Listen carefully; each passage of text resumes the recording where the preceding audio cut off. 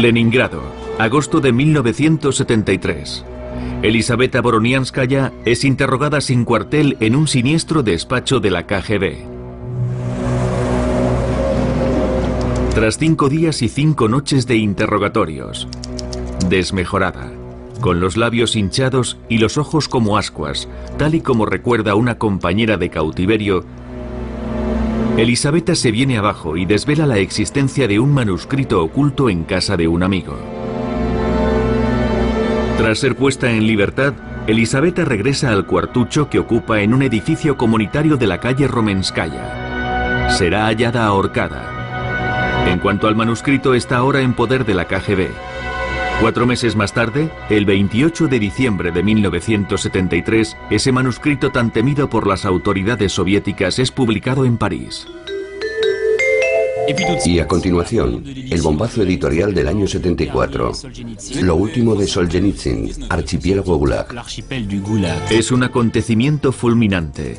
El mundo entero descubre la magnitud del sistema concentracionario soviético y cómo ha aniquilado decenas de millones de vidas.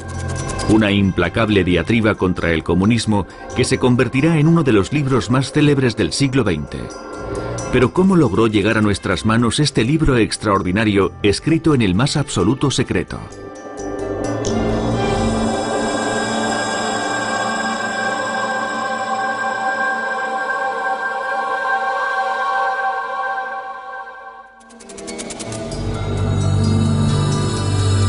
Todo empieza en febrero de 1945. La guerra toca a su fin.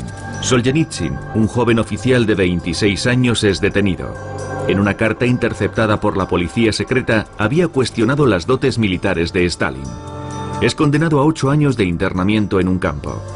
Alexander Solzhenitsyn, que aún no ha publicado nada, se basará en sus experiencias en el Gulag para escribir su primera obra, el relato de un día en la vida de un preso, Iván Denisovich.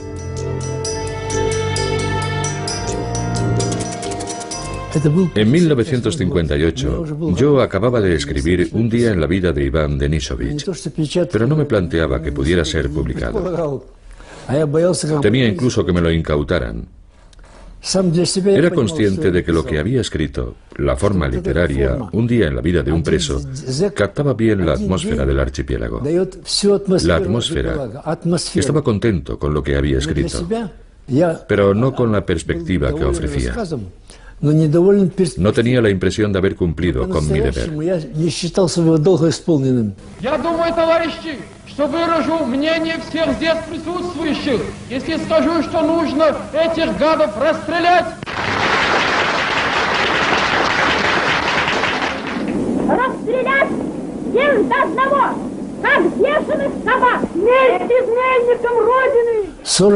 No había logrado evocar esos 40 años de terror de la población inocente. La deportación de clases enteras como los campesinos. El arresto de millones de inocentes. Las ejecuciones y cómo se construyó ese terrible Gulag. Esa institución de la KGB. Cómo se edificó. De todo eso no había dicho palabra.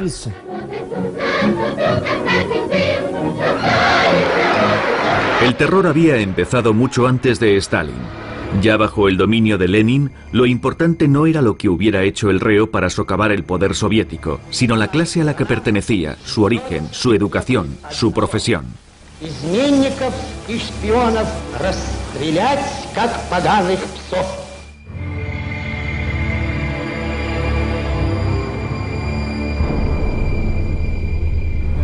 El Gulag, que significa Dirección General de Campos de Trabajo, no tarda en instaurarse. Этой троцкистской, трижды проклятой банде может быть один приговор – расстрел.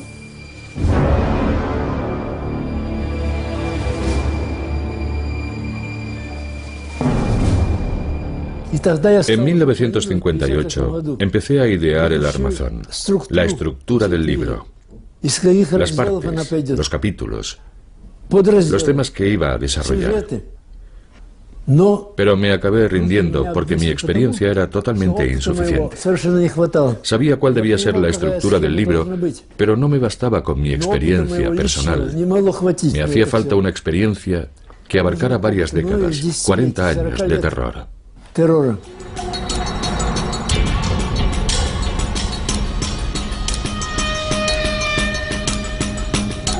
En los años 30 la represión azota indiscriminadamente al país. En 1935, cerca de 1 millón de soviéticos trata de sobrevivir tras las alambradas del Gulag.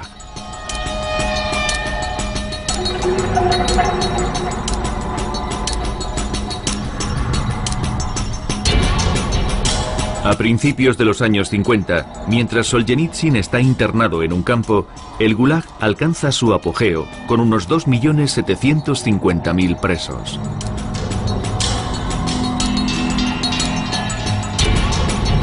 Tras la muerte de Stalin en 1953, el régimen afloja un poco las tuercas. Es el llamado deshielo.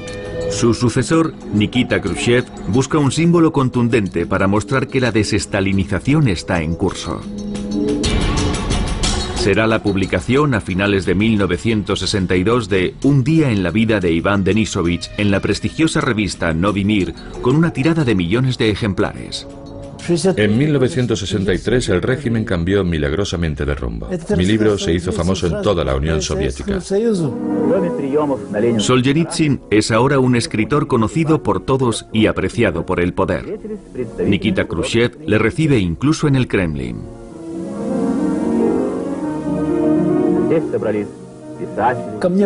Empezaron a llover las cartas. Cientos de cartas, sin exagerar, miles de cartas incluso. Aparté las cartas más interesantes, las más fuertes. Empecé a cartearme con los autores, quedé con ellos. Y entonces comprendí que el destino me acababa de enviar justo lo que necesitaba. Fue esta gente la que me proporcionó el material que necesitaba para escribir Archipiélago Gulag. El arresto. ¿Hace falta decir que es una fractura en la vida de una persona? ¿Un rayo que le golpea de lleno? ¿Una conmoción moral insoportable que hace enloquecer a quienes no llegan a adaptarse? Si le arrestaran a usted, ¿hay algo que resistiría ese terremoto?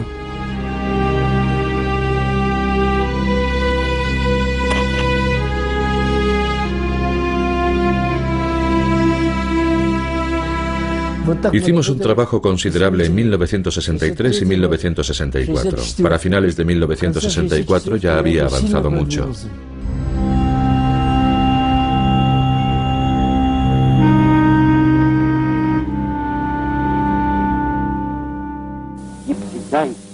En 1964, Khrushchev es destituido y reemplazado por Leonid Brezhnev. Es el fin del deshielo. La tímida liberalización de la era post-Stalin toca a su fin. La KGB, encabezada ahora por Yuri Andropov, recobra su antiguo poder. La represión azota al movimiento disidente que se está desarrollando por aquel entonces, así como a los escritores que publican sus obras clandestinamente, tanto en la Unión Soviética como en el extranjero. Solzhenitsyn trabaja en el mayor secreto, con métodos de conspirador, y prosigue su trabajo sobre Archipiélago Gulag.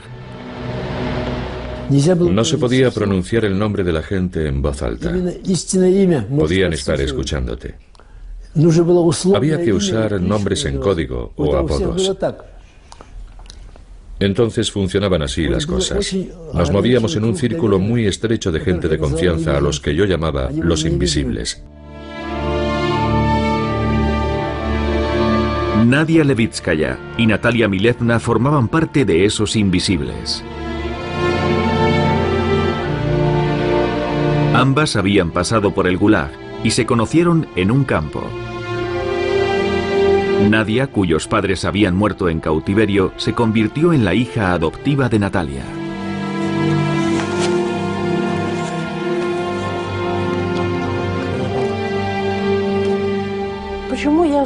¿Por qué ayudé a Solzhenitsyn? Mi padre, que era un célebre genetista, fue arrestado en 1941 y murió en la cárcel. Mi madre fue arrestada después de la guerra porque habíamos vivido bajo la ocupación alemana. Murió en un campo, en Teixet. Mi hermano fue condenado por agitación antisoviética y estuvo 6 años internado en un campo, en Norilsk. Yo fui la última en ser detenida. Cuando se publica Un día en la vida de Iván Denisovich, Nadia y Natalia escriben a Solzhenitsyn y le proponen su ayuda. Conmovido por su carta, decide quedar con ellas.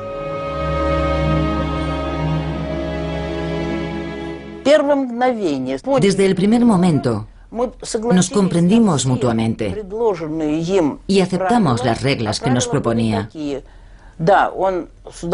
Aceptó encantado nuestra ayuda, pero nos exigió lo siguiente: no debíamos contarle a nadie lo que estábamos haciendo con él.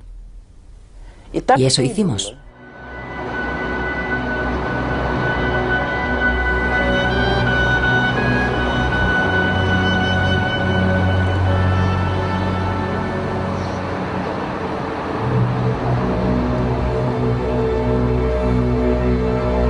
Elena Chukovskaya también fue una invisible.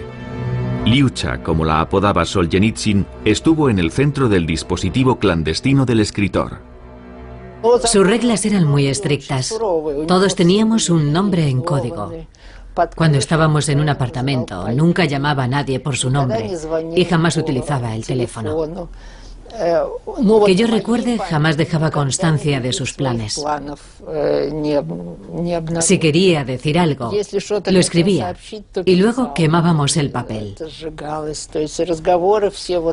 Nunca decíamos cosas como voy a tal o a cual sitio.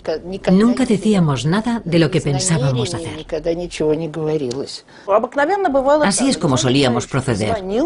Solzhenitsyn llamaba para anunciar que iba a venir. Cuando llegaba no llamaba al timbre, daba unos golpes en la pared para que nadie estuviera al tanto de su visita. Entraba y nos daba cosas que hacer. Siempre lo hacía de la misma forma. Echaba un vistazo a su reloj y decía: tengo 13 minutos. Y al cabo de 13 minutos cogía lo que habíamos hecho y nos asignaba otras misiones. ¿Qué teníamos que hacer? Leer ciertos libros que le podían servir, copiar extractos, localizar pasajes, comprobar citas. Había que controlarlo absolutamente todo. Nunca hablábamos por teléfono o en voz alta de nuestros planes. Teníamos que ser precavidos, esconderlo todo. Así fue como conseguimos aguantar. Ninguno de los nuestros nos traicionó. Nada más llegar, aturdían al preso encerrándolo en un calabozo de pie.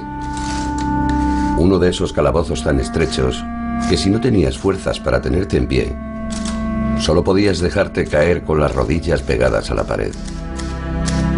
Te tenían encerrado en ese calabozo más de 24 horas, lo suficiente como para subyugar tu espíritu.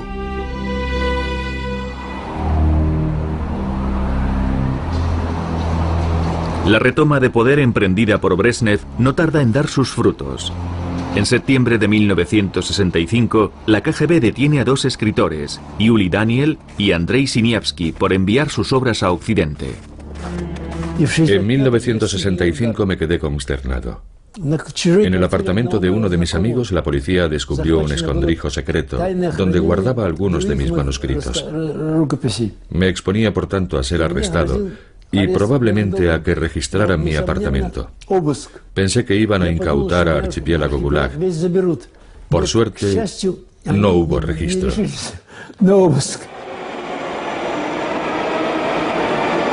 La KGB aprieta las tuercas. Tras este último registro, que supone una amenaza directa para Solzhenitsyn, este decide inmediatamente poner Archipiélago Gulag a buen recaudo.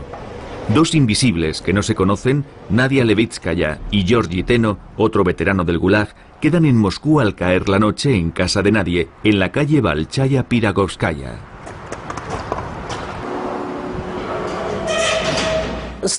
Mi encuentro con Teno Fue tan rápido que no tengo gran cosa que decir al respecto. Habíamos acordado una hora para que viniese. Yo bajé con Teno por el ascensor. Le entregué Archipiélago. Volví a subir. Él se fue y ya está. Solzhenitsyn quedó marcado por ese episodio, porque para él era importante. Pero todo se hizo en unos pocos minutos.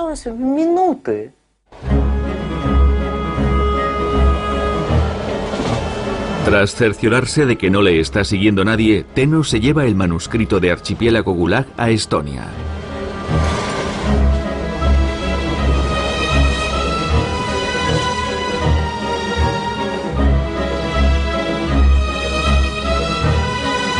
Para proseguir su trabajo en paz, Solzhenitsyn había preparado un refugio ultrasecreto en casa de una amiga en el campo.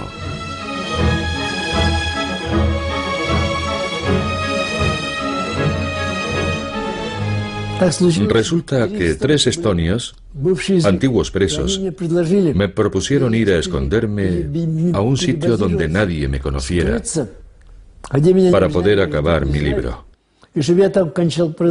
Así fue como acabé en Estonia.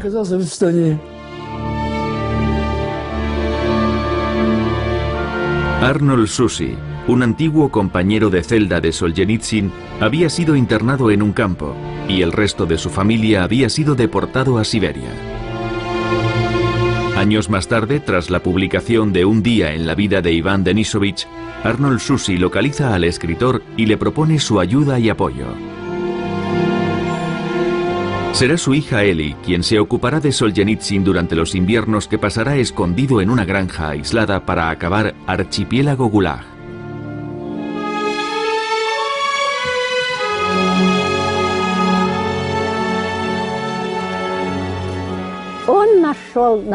Se había topado con unos amigos de verdad que estaban dispuestos a arriesgar su vida para que pudiera hacer lo que tenía que hacer. Él tenía la sensación de que este era el único lugar en el que podía trabajar en paz. De aquí nadie le traicionaría nunca.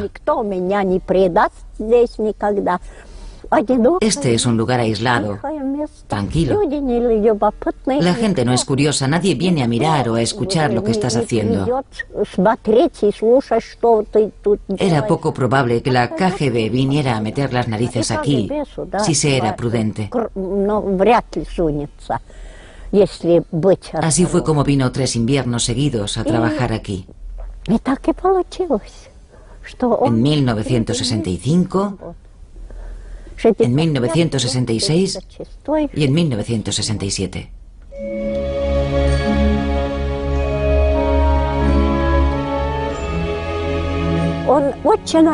Siempre tomaba muchas precauciones para venir aquí. Un día se había dejado barba, otro se la había afeitado, cambiaba varias veces de autobús y de tranvía. A veces incluso saltaba en el último momento del tranvía para coger un autobús.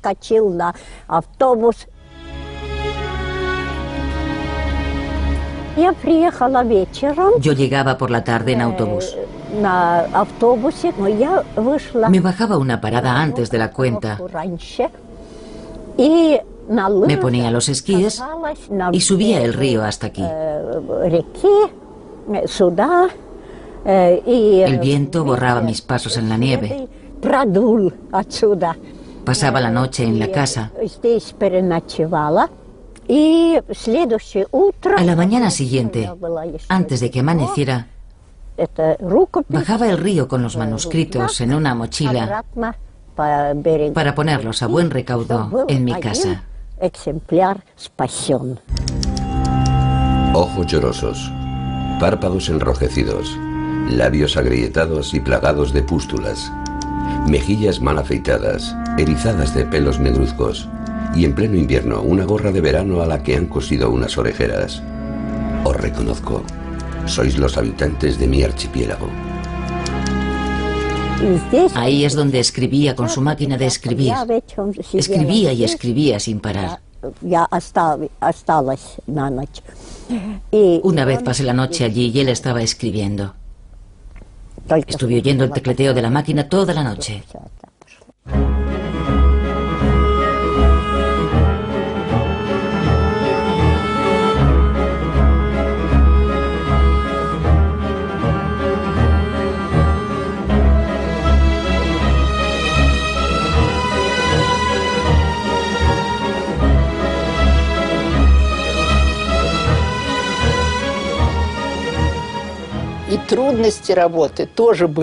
Tuvo que sortear grandes obstáculos para hacer su trabajo. Siempre tenía que pensar en lugares donde esconder sus manuscritos. Iba escribiendo el libro sin tener en ningún momento todos sus borradores ante los ojos. Es decir, que tenía cuadernos en los que apuntaba: aquí hay que insertar tal o cual capítulo. Este capítulo está oculto en la ciudad de Riazán. Este otro, qué sé yo, en Estonia. Y este otro, en Moscú. Desde un punto de vista técnico era muy difícil. En 1968, una serie de amigos muy cercanos, Elena Chukovskaya y Elisaveta Voronianskaya, entre otros, mecanografiaron el manuscrito entero de Archipiélago. Corrimos el riesgo de trabajar cerca de Moscú. Puesto que la KGB no estaba interviniendo, nos pusimos manos a la obra. El trabajo se realiza en las condiciones habituales, es decir, en plena clandestinidad. Esta vez se refugian en la casita que tiene Solzhenitsyn a 80 kilómetros de Moscú. En abril de 1968, el primer tomo está listo. Elisaveta y yo mecanografiamos el segundo y el tercer tomo al mismo tiempo, cada una con su máquina de escribir. Nos llevó un mes. Entonces llegó Nadia Leviskaya. Tras haber circulado durante años de un lado para otro, tras haber sido escondido y diseminado en múltiples lugares, Archipiélago Gulag es recopilado por fin. Por último, me llevé en mi mochila 4 copias mecanografiadas de los 3 tomos.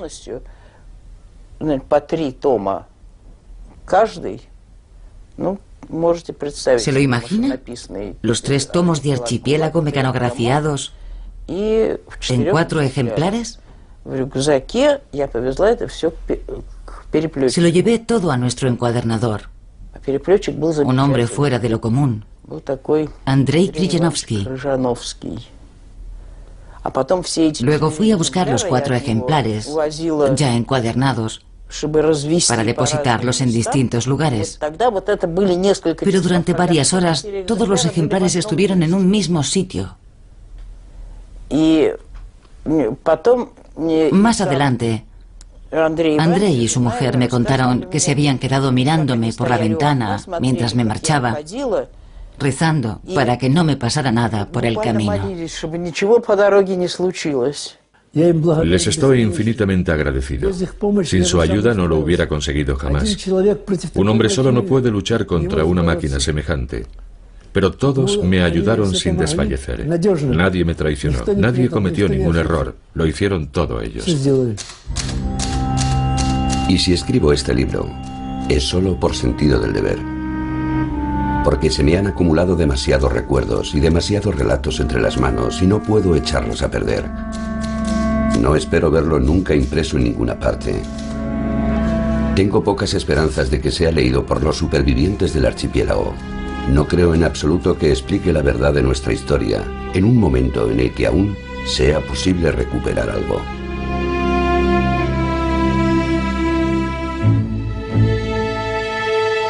Ha llegado el momento de salvaguardar Archipiélago Gulag en formato microfilm. Será Valery Kurdiumov quien se encargue de la operación. Propuse llevar los ejemplares a mi casa para fotografiarlos, pero Solzhenitsyn consideró que sería mejor hacerlo en su casa. Sabía manejar la técnica y todo el material cabía en una mochila.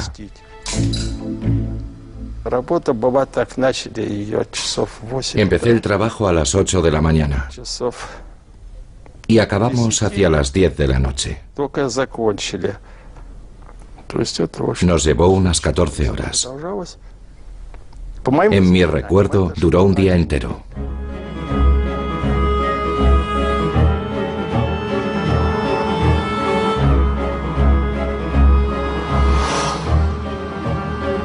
Alexander Sacha Andreyev era intérprete en la UNESCO en París. Por azares del calendario de las conferencias internacionales, llega a Moscú en junio de 1968 para una estancia de una semana. Una señal del destino. Quizás sea ahora o nunca el momento de mandar el microfilm de Archipiélago a Occidente.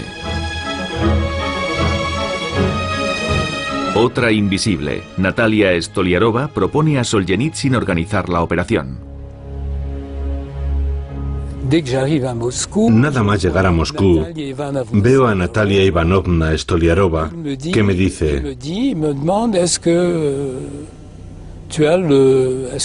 ¿te atreverías a llevarte el mamotreto del que te habló Solzhenitsyn en enero?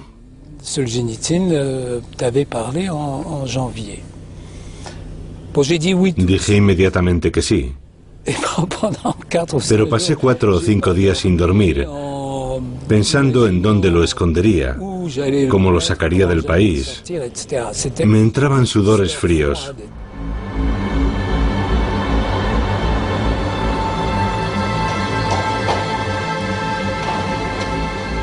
Me dieron un plano. Tenía que ir a una estación muy temprano, bajar y encontrarme con alguien a quien conocía en el andén. Pero no me dijeron quién.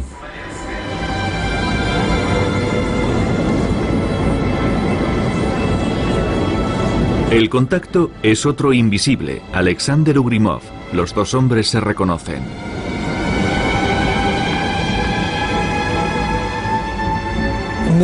Anduvimos juntos hasta su coche. Él se sentó delante del volante. Yo me senté en el lado del copiloto y arrancamos.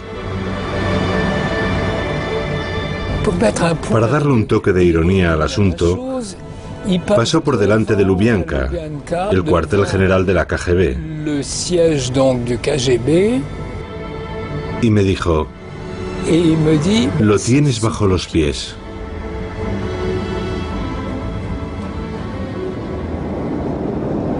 A los pocos días, Sacha llega a París. Se hace con los microfilms que habían sido colocados en una caja de caviar cuidadosamente disimulada en medio del material técnico de la UNESCO. En cuanto tuve los microfilms en mi poder, ya a salvo en París, envié un telegrama para decir que el análisis de sangre de su hermana había dado positivo. Es decir, que los microfilms habían llegado a buen puerto. Pero ella se confundió. Se pensó que positivo quería decir que estás enfermo, como con la prueba de Wasserman. Así que se escondieron todos. Solzhenitsyn se fue 3 días no sé a dónde. Yo estaba en la Rue des Écoles en París y me llamaron por teléfono. Era ella y me dijo: ¿y bien, qué ha pasado? Yo le dije: ¿pero no te ha llegado el mensaje? El análisis de tu hermana ha dado positivo, quiere decir que todo ha salido bien. Svenska Akademin har just fattat sitt beslut angående Nobelpriset i litteratur för i år, och det har tilldelats den ryske författaren Alexander Solzhenitsyn. En 1970 el premio Nobel recae sobre Un día en la vida de Iván Denisovich, El primer círculo y El pabellón del cáncer. Por aquel entonces, nadie sabe de la existencia de Archipiélago Gulag. Solzhenitsyn deja pasar un tiempo antes de publicarlo y se concentra en otros proyectos. Sabe que la publicación de Archipiélago acarreará forzosamente consecuencias irreversibles tanto para sí mismo como para sus allegados.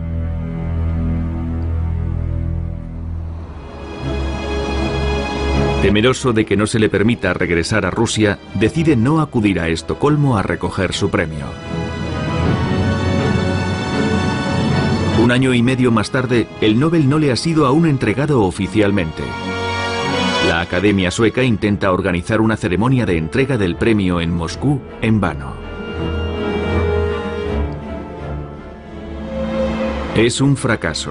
Pero Solzhenitsyn quiere hacer público el discurso que ha preparado para el Nobel.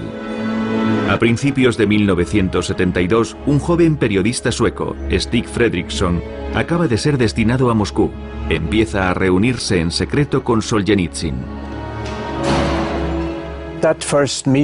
Durante nuestro primer encuentro, era una noche de abril en 1972, me preguntó si podía sacar de la Unión Soviética su discurso del Premio Nobel. Tuve que tomar una decisión al instante, así que le dije, vale, voy a intentar ayudarle. A raíz del anuncio del Premio Nobel, el cerco de la KGB se estrecha aún más alrededor de Solzhenitsyn y su círculo. Seguimientos, escuchas telefónicas y registros domiciliarios. Me dio unos negativos en blanco y negro de su discurso de aceptación del Premio Nobel. Cuando volví a mi apartamento, escondí los negativos en un transistor. Le quité las pilas y puse un sobre con los negativos en su lugar.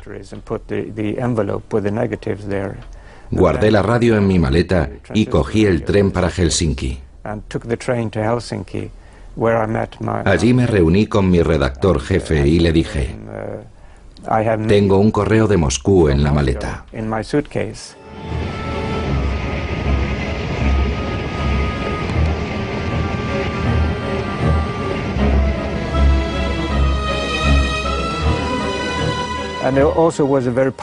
Era un texto muy poderoso.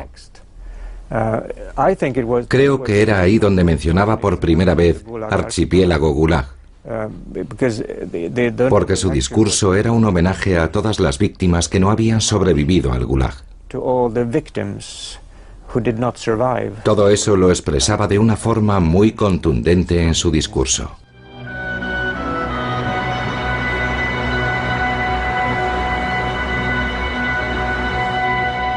Agosto de 1973.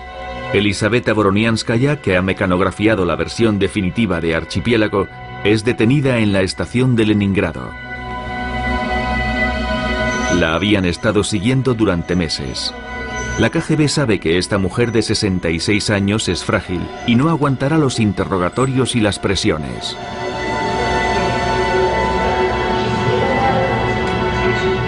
Elisaveta Voronianskaya era una persona llena de entusiasmo. Se había entregado por completo a ese libro. Había guardado un ejemplar mecanografiado de Archipiélago. Yo le había avisado. Le dije, destrúyalo. Había hecho algunas correcciones al texto. Destrúyalo, le dije. Pero había sido incapaz de hacerlo.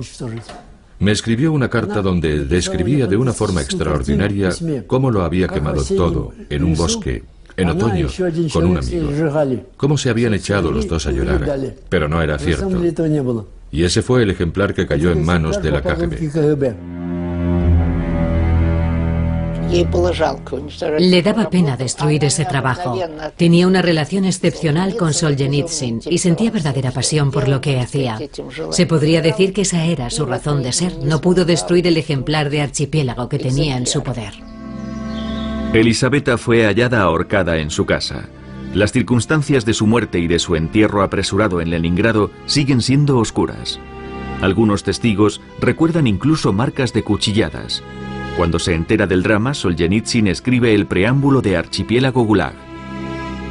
Me he abstenido durante años, a regañadientes, de entregar este libro a la imprenta, pese a que estuviera acabado.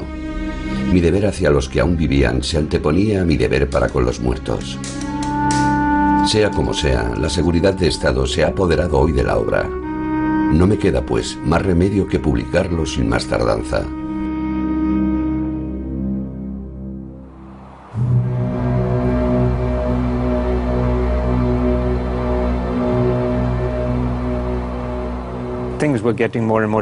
La situación se estaba volviendo cada vez más peligrosa. Le dije, supongamos que tuviéramos que quedar lo antes posible. Si nuestra próxima cita es dentro de un mes, ¿cómo hacemos?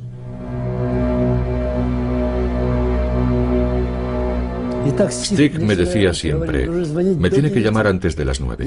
Yo estaba fuera de Moscú y tenía que llegar a tiempo para poder llamar antes de las 9. Por suerte lo conseguí y le llamé desde una cabina de la estación de Leningrado. Descolgó el teléfono y reconoció enseguida mi voz. Yo le dije, ¿es la tintorería? No, se ha equivocado. ¿Cómo?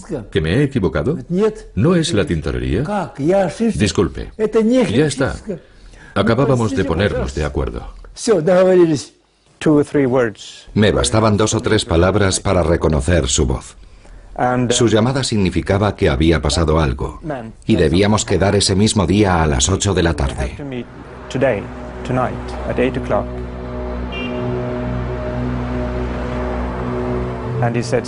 Me dijo, Stig, he decidido anunciar al mundo la existencia de Archipiélago Gulag.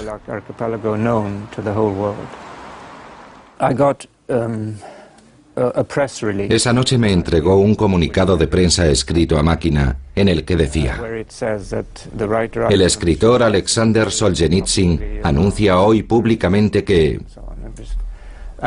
Yo mandé el comunicado a todas las agencias de prensa de Moscú. También me entregó una carta para su abogado, Fritz Hepp, en Zúrich, donde pedía que se tradujera y publicara lo antes posible el primer volumen de Archipiélago Gulag.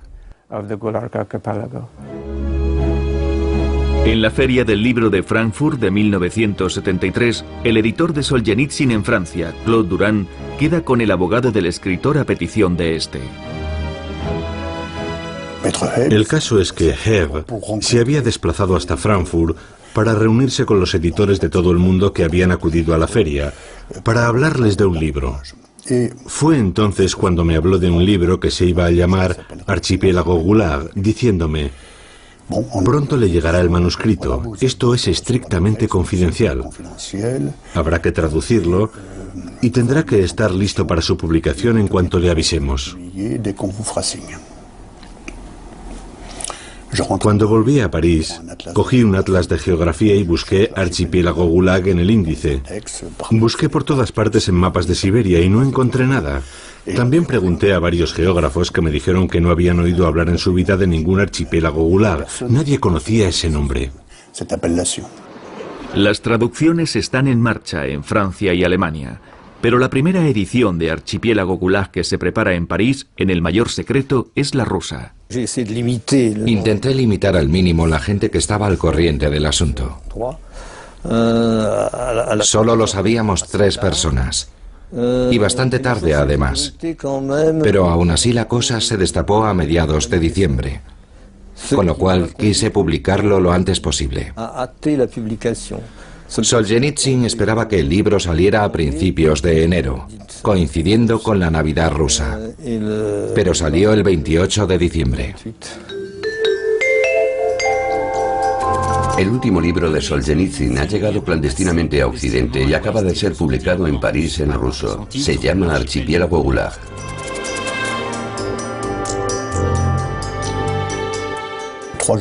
A los 3 días llegaron a Moscú varios ejemplares impresos en papel Biblia a través de unos marinos rusos que habían hecho escala en Saint-Nazaire.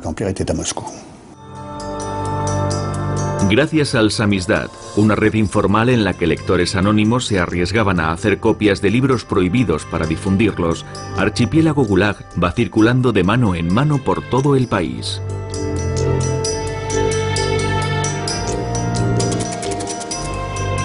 Era muy peligroso leerlo. La gente lo tomaba prestado por una noche.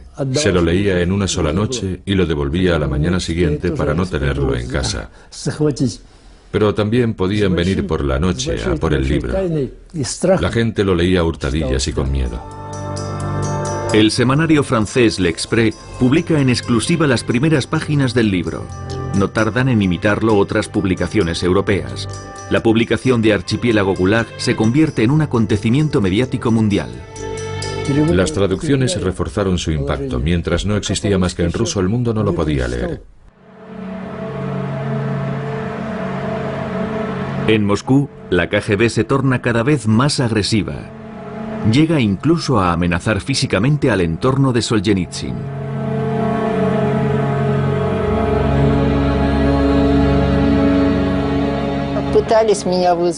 Me convocó la KGB, pero no me presenté. Cuando Solzhenitsyn venía a vernos, siempre había gente en las escaleras que hacía como que estaba mirando por la ventana. Pero también habíamos acabado acostumbrándonos a eso. Un día salí de mi apartamento y vi en la escalera a un hombre mirando por la ventana. En vez de salir a la calle, fui a recoger mi correo. En ese momento, el hombre se abalanzó sobre mí, me tapó la boca con la mano y empezó a golpearme la cabeza contra el suelo. Pasé un miedo terrible.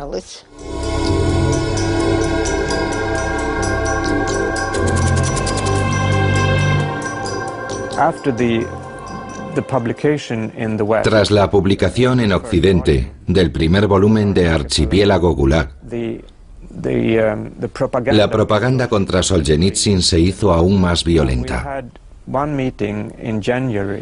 Habíamos quedado en enero, un día en que el diario Pravda había lanzado una terrible invectiva contra él. Sentíamos que iba a ocurrir algo, que podía ser detenido, juzgado y encarcelado o exiliado.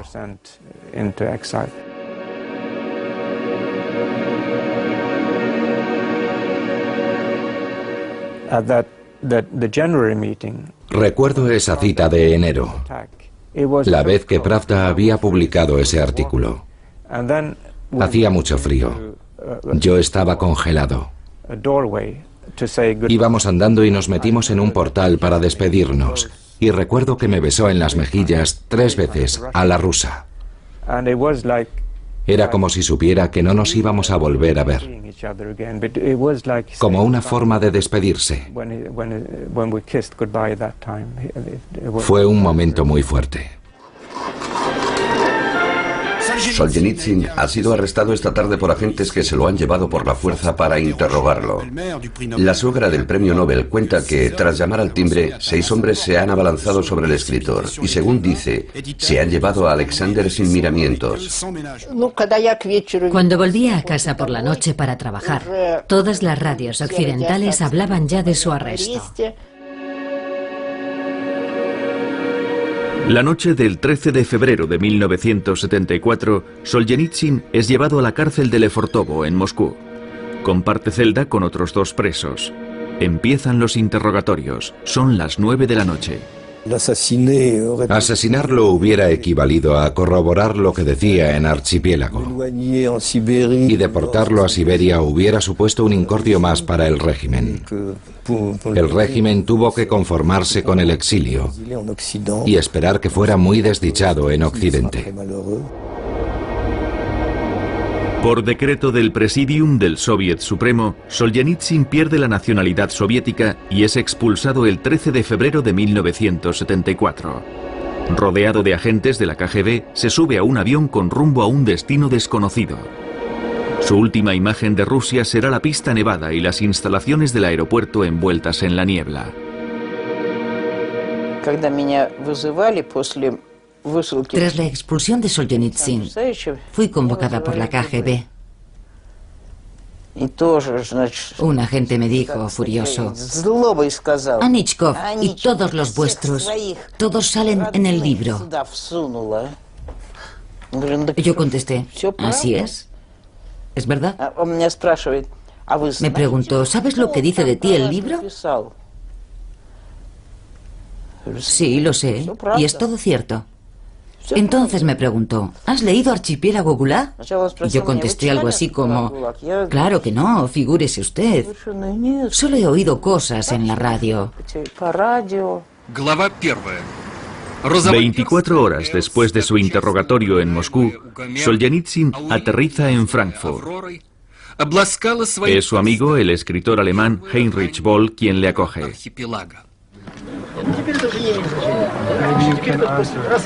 Solzhenitsyn es hombre libre, pero su mujer y sus hijos están retenidos en Moscú. En el transcurso de los meses siguientes, no dejan de proliferar las traducciones de Archipiélago Gulag por todo el mundo.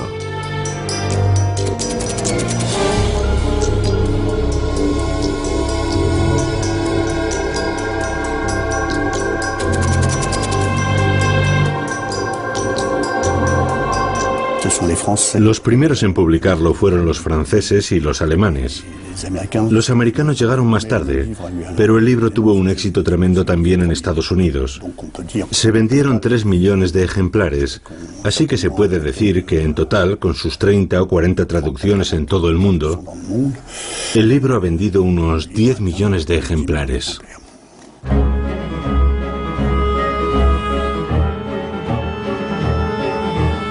En 1976, con Leonid Brezhnev aún en el poder en Moscú, en Lituania, un veterano del Gulag, Valis Gajauskas, emprende en solitario la traducción de Archipiélago. Gajauskas conoce bien el tema. Acaba de cumplir una condena de 25 años en un campo por pertenecer a la resistencia antisoviética lituana. De un total de 250 páginas, me quedaban unas 50 por traducir. Ya tenía una primera versión manuscrita y solo me quedaba pasarla a limpio a máquina. Fueron esas 50 últimas páginas las que encontraron en mi apartamento. La KGB propone entonces un acuerdo a Valis Gajauskas. Si declara en la edición lituana de Pravda que renuncia a toda actividad antisoviética, podrá volver a casa. Se niega en rotundo. Dije, no tengo ni idea, eso es asunto suyo. Investíguenlo ustedes. No les diré de dónde sale este libro ni quién me lo ha dado. Y así fue como me condenaron a otros 10 años de campo. Valis habrá pasado en total 35 años en el Gulag. A mí me tuvieron trabajando en las minas de molibdeno. Otros trabajaban en los bosques, otros en las carreteras. Esa era la única diferencia, pues la crueldad y la barbarie eran iguales en la era de Stalin. Era terrible. ¿Cuánta gente ha muerto?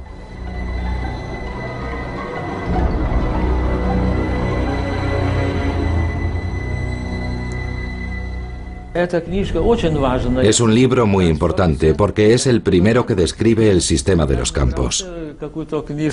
No me hubiera expuesto a pasar otros 10 años en un campo por cualquier libro. No me hacía falta.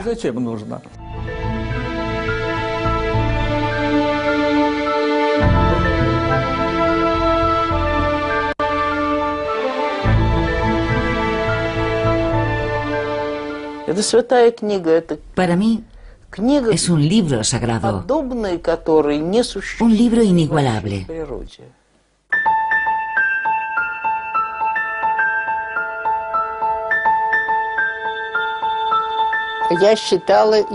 Consideraba y sigo considerando este libro como uno de los acontecimientos más importantes del siglo XX. Si pensamos que, a fin de cuentas, no se ha enjuiciado nunca al comunismo, el libro de Solzhenitsyn es la única cosa que nos permite saber lo que ocurrió en este país. El hombre está en el centro del libro. El hombre de los campos no es solo alguien que sufre, sino un testigo. En eso consiste la fuerza de Archipiélago Gulag. Es un testimonio de la grandeza del ser humano. Si lo juzgamos basándonos en los efectos que ha ejercido en el desarrollo de la historia mundial, no cabe duda de que ha sido el libro más influyente del siglo XX.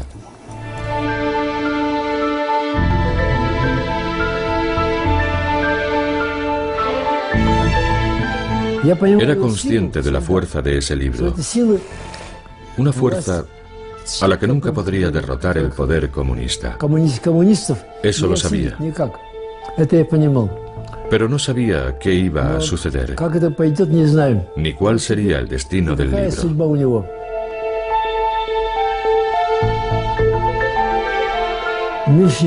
La nueva edición me ha permitido nombrar a todos los coautores, a todos los testigos del archipiélago.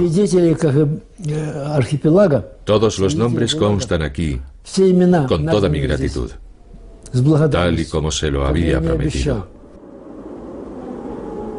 He cumplido mi deber para con los que han muerto, y eso me proporciona cierto alivio, cierta serenidad.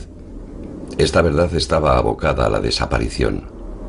Fue pisoteada, ahogada, quemada, pulverizada, mas permanece viva, impresa, y eso nadie lo podrá borrar jamás.